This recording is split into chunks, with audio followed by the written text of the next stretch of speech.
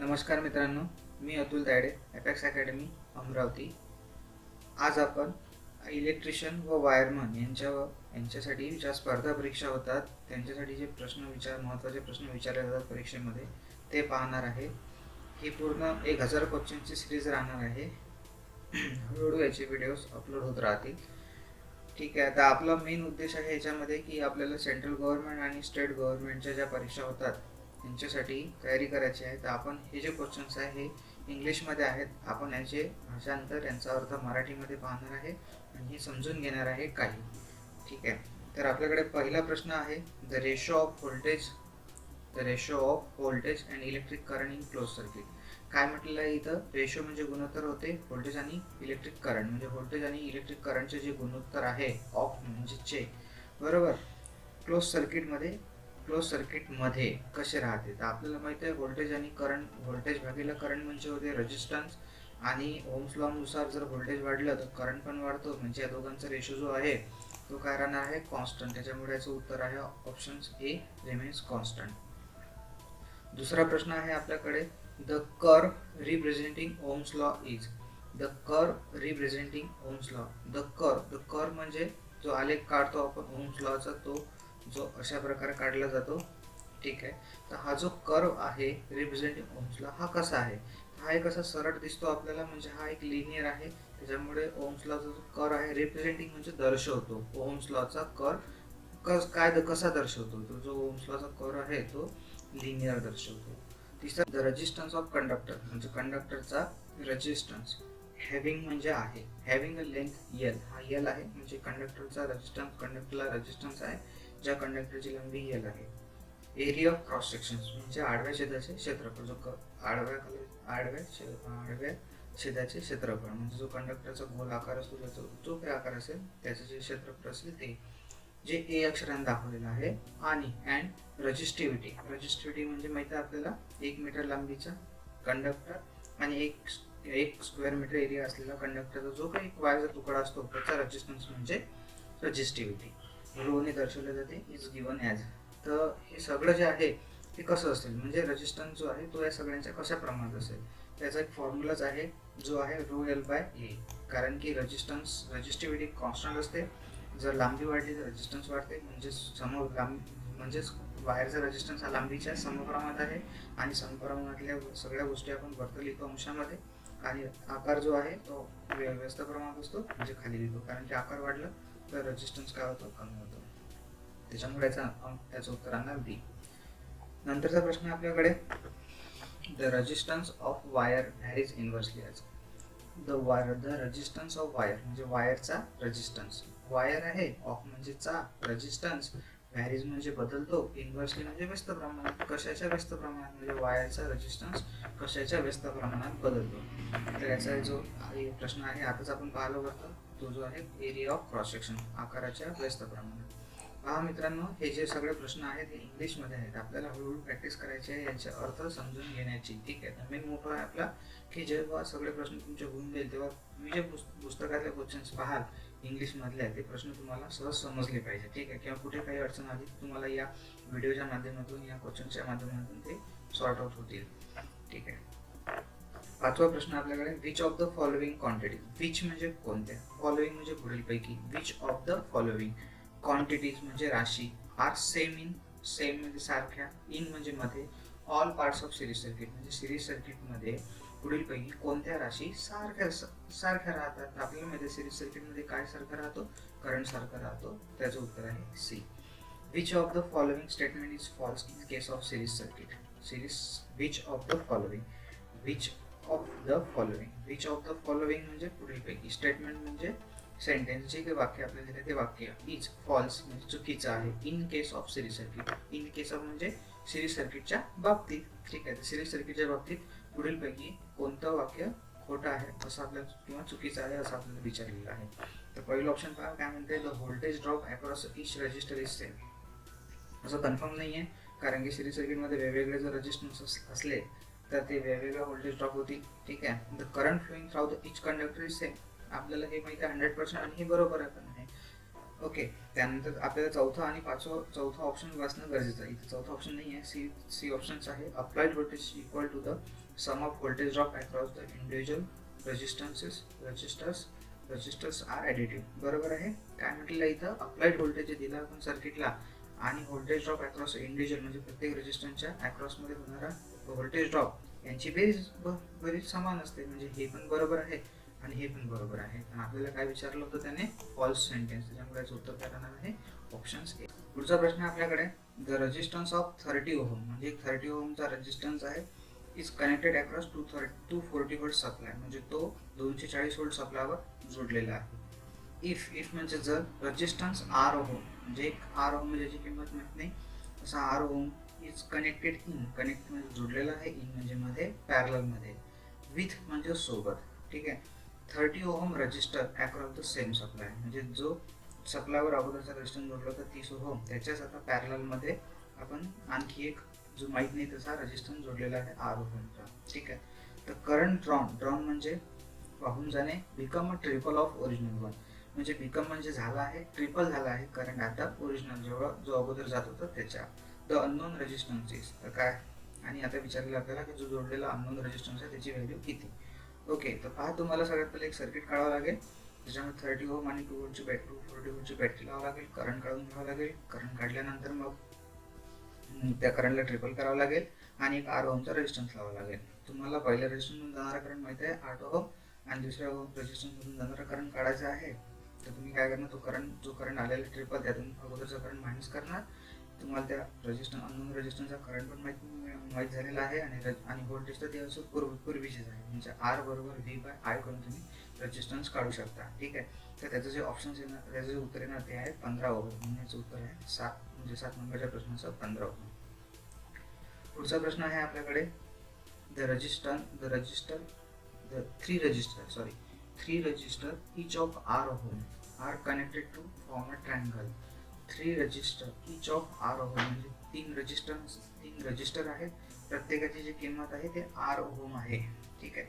R connected to form a triangle म्हणजे जे triangle बनेल असे ते जोडलेले आहे. The resistance between any two terminal will be. ठीक आहे. द रेजिस्टन्स खूप महत्त्वाचा प्रश्न आहे मित्रांनो हा, आणि खूप एक्झाममध्ये विचारला गेलेला आहे. कॉमन इव्हन जेईच्या पेपरमध्ये पण विचारलेला गेलेला आहे आणि आपल्या क्लासमध्ये पण मी घेतलेला आहे हा क्वेश्चन्स. ठीक आहे.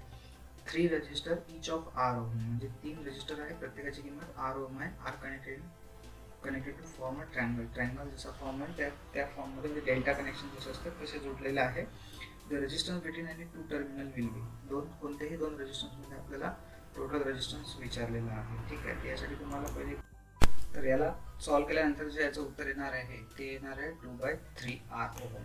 ओके. पुढचा प्रश्न आपल्याकडे, which of the following is not correct. पुढील पैकी विच ऑफ द फॉलोइंग, आता तुम्हाला कळलं असेल. ठीक आहे. Which of the following is not correct, काय बरोबर नाही आहे. ठीक आहे. तर आपल्याकडे ऑप्शन्स आहेत.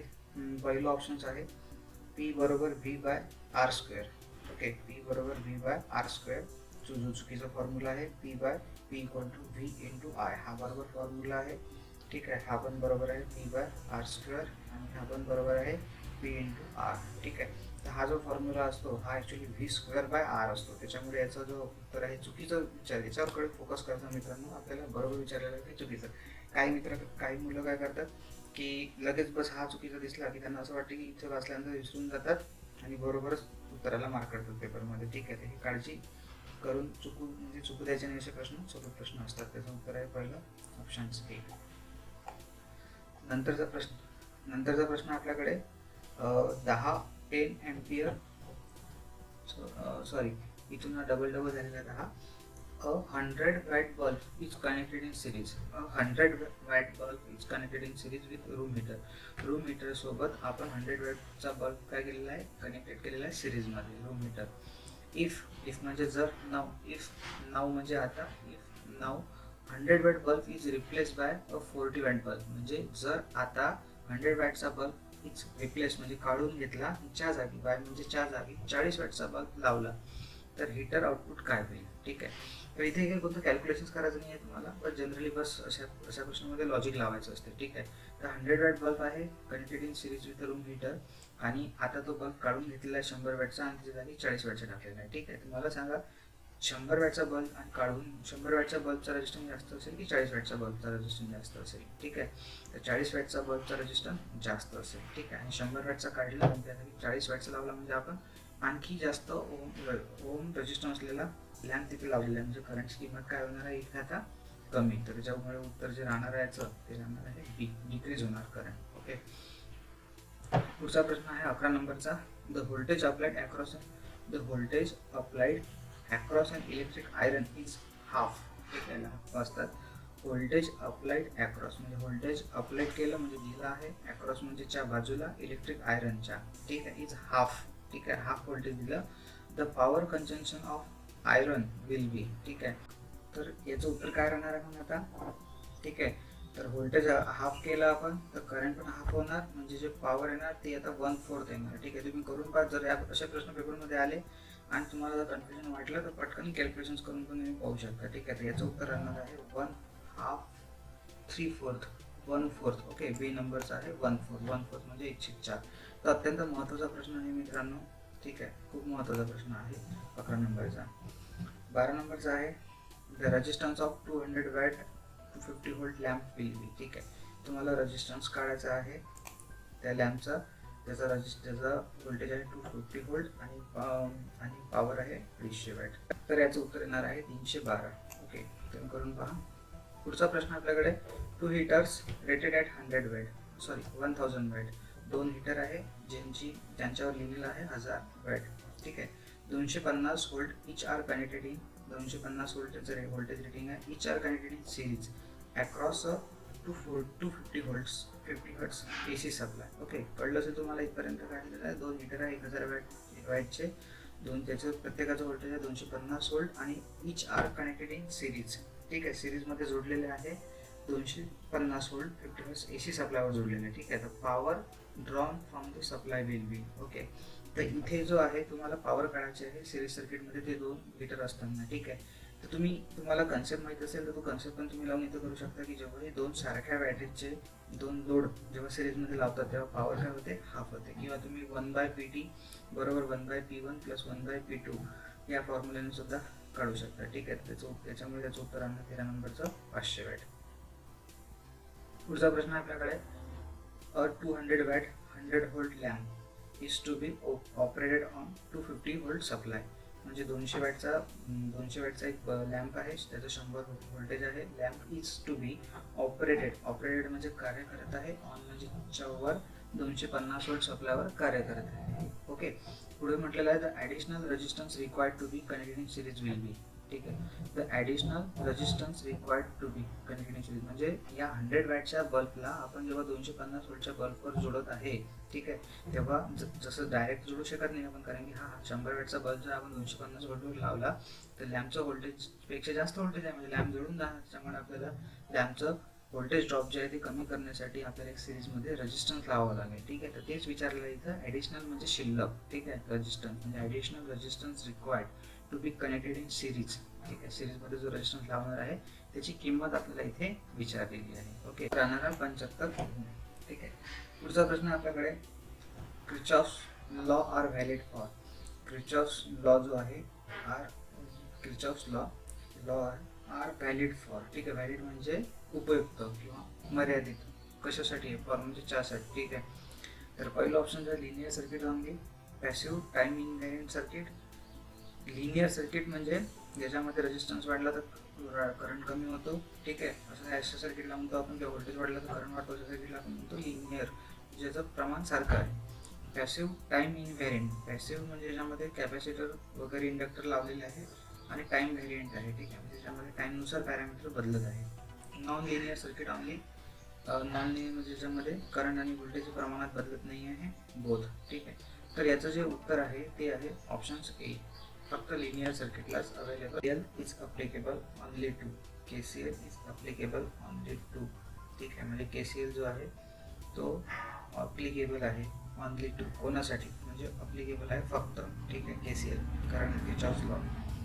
तर electric circuit, electronic circuit, junction network, close loop in network. ठीक आहे. तर electric circuit, electronic circuit, junction in network, and close loop. ठीक आहे, त्याचं उत्तर काय राहणार आहे? जंक्शन इन लूप, म्हणजे जंक्शनवरच लावतो आपण KCL. ठीक आहे, त्याच्यामुळे याचं उत्तर राहणार C नंबरचं, जंक्शन इन नेटवर्क. ओके, पुढचा प्रश्न आहे KVL इज कन्सर्न विथ, म्हणजे कन्सर्न म्हणजे निगडीत आहे with IR drop, battery EMF, junction node, both A and B. Okay, तर KVL इज कन्सर्न विथ, तर KVL जो आहे तो जनरली कशासोबत? IR ड्रॉप, म्हणजे सर्किटमध्ये होणारा व्होल्टेज ड्रॉप आणि सर्किटला दिलेलं व्होल्टेज यांच्याशी निगडीत आहे, त्याच्यामुळे याचं उत्तर राहणार option A, IR drop. Okay, पुढचा प्रश्न आहे आपल्याकडे 18 ओहमचा, 18 नंबरचा. व्हाय अरेंजमेंट, तर व्हाय अरेंजमेंट म्हणजे होते स्टार कनेक्शन्स. ठीक आहे, Y arrangement of resistance has each resistance of 3 ohm. The equivalent delta arrangement will have each resistance of values. ठीक आहे, हा काय म्हटलेलं आहे याच्यामध्ये, या प्रश्नामध्ये व्हाय अरेंजमेंट म्हणजे जोडणी ऑफ रेजिस्टन्स, म्हणजे रेजिस्टन्सची स्टारमध्ये जोडणी आहे. हॅज म्हणजे त्यांचा, इच म्हणजे प्रत्येकाचा, रेजिस्टन्स किती आहे? 3 ओहम. ओके, इक्विव्हॅलेंट म्हणजे बरोबर, डेल्टा कनेक्शन त्याचंच आपण काय केलं? डेल्टा अरेंजमेंट केली, डेल्टा जोडणी केली. विल म्हणजे होईल, will have each resistance of values. ठीक आहे, तर प्रत्येक रेजिस्टन्सची किंमत किती होईल असं आपल्याला विचारलेलं आहे. आपल्याला माहित आहे स्टार टू डेल्टा जेव्हा आपण ट्रान्सफॉर्मेशन करतो तेव्हा डेल्टामध्ये स्टारच्या 3 पटीने रेजिस्टन्स वाढतो प्रत्येकाचा, जर सर्व सारखे असतील तर. त्याच्यामुळे 3 3 9, त्याचं उत्तर येणार आहे 9 ओहम. ओके, पुढचा प्रश्न आपल्याकडे 19 नंबरचा. Battery is connected to a resistance causing a current of battery is connected, battery जोडलेली आहे, is connected to resistance causing, ज्यामुळे करंट जात आहे किती? 0.5 अँपिअर इन सर्किट, त्याच्यामुळे सर्किटमध्ये 0.5 अँपिअरचा करंट जात आहे. The current drop to 0.4 when additional resistance of 5 ohm is connected in series. म्हणजे जेव्हा आपण 5 ओहमचा रेजिस्टन्स कनेक्ट आणि ॲडिशनल रेजिस्टन्स जो 5 ओहम आहे तो सिरीजमध्ये जोडला, तेव्हा करंट जो आहे त्याच्यामध्ये ड्रॉप झाला 0.4 ओहमचा, म्हणजे 0.4 ने करंट कमी झाला. द करंट ड्रॉप टू, अच्छा सॉरी, द इथे बघा काय म्हटलं, द करंट ड्रॉप टू म्हणजे करंट ड्रॉप टू झाला. ठीक आहे, म्हणजे पर्यंत ड्रॉप झाला 0.4 पर्यंत, म्हणजे किती कमी झाला करंट? फक्त 0.1 कमी झाला. ठीक आहे, पुढे म्हटलेलं आहे the current will drop to 0.2, म्हणजे पुढे आपल्याला करंट विल ड्रॉप, विल म्हणजे करायचं आहे आता. ठीक आहे, विल भविष्यकाळ. Okay, the current will drop to 0.2 ampere. 0.2 ampere पर्यंत आपल्याला ड्रॉप करायचा आहे. When the resistance is further increased by, तर आपल्याला पुढे रेजिस्टन्स कितीने वाढवावं लागेल? करंट जो आहे तो पुढे 0.2 पर्यंत कमी होणार. ओके, त्या गणिताला आपल्याला प्रॉब्लेमला आपल्याला सॉल्व्ह करावं लागेल. ठीक आहे, आता महत्त्वाचा प्रश्न आहे हा 19 नंबरचा. ठीक आहे, एक सर्किट काढावं लागेल तुम्हाला. त्या सर्किटमध्ये ॲज्युम करा तुम्ही एखादा रेजिस्टन्स आणि व्होल्टेज बरोबर 0.5 अँपिअरच्या करंटनुसार. ठीक आहे, नंतर 5 ओहमचा रेजिस्टन्स जोडा, तुमचा करंट 0.4 येईल. ठीक आहे, नंतर तुमच्याकडे व्होल्टेज आहे आणि टोटल करंट पण माहिती आहे तुम्हाला किती ठेवायचं आहे? 0.2 ओहम. त्याच्यानुसार तुम्ही टोटल रेजिस्टन्स काढणार आणि जो आता रेजिस्टन्स आहे तो मायनस करणार. ठीक आहे, तर तुम्हाला आता रेजिस्टन्स भेटेल 25 ओहम. ओके, ऑप्शन्स आहे C बरोबर 25 ओहम. पुढचा प्रश्न आपल्याकडे, cells are connected in series, cells are connected in series. ठीक आहे, म्हणजे सेल्स आहेत, आर आहे म्हणजे अनेक सेल्स आहेत, कनेक्टेड आहेत, जोडलेले आहे इन सिरीजमध्ये, इन ऑर्डर टू. ठीक आहे, increase the, in order to increase म्हणजे काय वाढवण्यासाठी सेल जे आहे ते सिरीजमध्ये जर लावलेले असतात. ठीक आहे, आपल्याला माहिती जेव्हा सेल सिरीजमध्ये लावले जातात तेव्हा त्यांचं व्होल्टेजची बेरीज होते, म्हणजे व्होल्टेज रेटिंग वाढवण्यासाठी जे आहे terminal voltage rating, life of the cell आणि करंट कॅपॅसिटी. ठीक आहे, तर इथे या दोन प्रश्नांमध्ये मला कन्फ्युजन आहे, म्हणजे जास्त करून की व्होल्टेज रेटिंग वाढवल्या जाते बाकी टर्मिनल व्होल्टेज. तर याच्यापेक्षा जास्त प्रायोरिटी जे आहे ते आपण D ऑप्शनला देणार, टर्मिनल व्होल्टेज वाढवण्यासाठी. ठीक आहे, कारण की जेव्हा प्रत्येक सेलचं मिळून व्होल्टेज जे होईल टर्मिनल व्होल्टेज वाढेल, त्याच्यामुळे ऑप्शन D बरोबर राहणार आहे.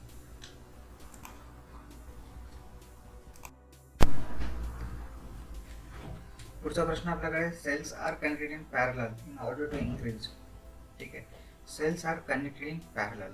ठीक आहे, इन ऑर्डर टू इन्क्रीज म्हणजे सेल जे आहे ते पॅरललमध्ये जोडले जातात काय वाढवण्यासाठी. ठीक आहे, सेल जसं सिरीजमध्ये लावलं तर टर्मिनल व्होल्टेज वाढते, तर इथे काय वाढणार आहे मग? Current rating. ठीक आहे, सेलची करंटची बेरीज होणार पॅरललमध्ये, त्याचं ऑप्शन राहणार करंट कॅपॅसिटी. ओके, सी नंबरचा. पुढे प्रश्न आहे 22 नंबरचा. 22 नंबरचा, when two cells are connected in parallel it should ensure that have. जेव्हा दोन सेल्स आपण पॅरलमध्ये जोडत आहे, ठीक आहे, इट इन्शुअर्स दॅट, ठीक आहे, पॅरलमध्ये जोडताना it इन्शुअर्स that.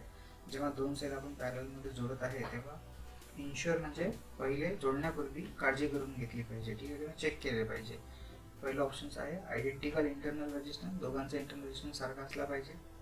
B number equal EMF असला पाहिजे. सेम एम्पियर अवर कॅपॅसिटी असली पाहिजे दोघांची, ठीक आहे. तीनच ऑप्शन आहे याच्यामध्ये. तर आपल्याला माहिती आहे पॅरलल सर्किटमध्ये जेव्हा आपण दोन काही गोष्टी लावतो तेव्हा त्यांचं व्होल्टेज काय असलं पाहिजे, सारखं. त्याच्यामुळे जे आहे त्याचं उत्तर ते राहणार आहे ऑप्शन्स बी इक्वल EMF. ओके. पुढचा प्रश्न आहे the capacity of battery is express in. ठीक आहे, सगळ्यांना माहिती आहे आपल्याला battery, the capacity of battery म्हणजे बॅटरीची कॅपॅसिटी एक्सप्रेस म्हणजे दर्शवली जाते, इन म्हणजे मध्ये, ठीक आहे. बॅटरीची कॅपॅसिटी कशामध्ये दर्शवली जाते, ठीक आहे. तर एम्पियर हॉवर जे आहे ते त्याचं उत्तर आहे ऑप्शन्स बी. 24 नंबरचा प्रश्न आहे अ सिरीज रेझोनंट सर्किट इम्प्लाइज. ठीक आहे, सिरीज रेझोनंट सर्किट विचारलेलं आहे. इम्प्लाइज म्हणजे असते, ठीक आहे. त्याच्यामध्ये काय काय गोष्टी असतात, ठीक आहे, असं त्यांनी विचारलेलं. तर पहिलं ऑप्शन आहे 0 पॉवर फॅक्टर मॅक्झिमम करंट. ठीक आहे, सिरीज रेझोनंट सर्किट आहे. 0 power factor, maximum current, unity power factor, maximum current, unity power factor, minimum current, 0 power factor, minimum current. ठीक आहे, हे दोन ऑप्शन जे आहेत हे कटले, डी आणि ए आणि डी, कारण की 0 पॉवर फॅक्टर तर राहतच नाही, युनिटी पॉवर फॅक्टर राहणार. आता मिनिमम करंट राहणार की मॅक्झिमम करंट राहणार, ठीक आहे. सिरीज रेझोनंट सर्किट म्हटलं की मिनिमम रेजिस्टन्स, ठीक आहे. आणि मिनिमम रेजिस्टन्स म्हणजे काय राहणार, मॅक्झिमम करंट. त्याच्यामुळे याचं उत्तर राहणार आहे option B unity power factor, maximum current, ठीक आहे. पुढचा प्रश्न आहे which one is classified as integrating instrument. Which one is classified as integrating instrument. पुढीलपैकी विच वन म्हणजे पुढीलपैकी एक इज क्लासिफाईड म्हणजे वर्गीकरण केलेलं आहे ॲज अ इंटिग्रेटिंग इन्स्ट्रुमेंट, ठीक आहे. इंटिग्रेटिंग इन्स्ट्रुमेंट कशाला म्हणतो आपण, ज्याच्यामध्ये ठराविक कालावधीतील एकूण रिडिंगची काय होते, नोंद होते, ठीक आहे. जे आपल्या घरामध्ये लावलेलं एनर्जी मीटर असते ते आहे integrating energy meter, integrating instrument, ठीक आहे. तर d'Arsonval galvanometer, ampere hour meter, ohm meter, ammeter. तर आता इथं घरामधलं मीटर न म्हणता एम्पियर आवर मीटर पण एक त्याच्यामध्ये उदाहरण येते, ठीक आहे.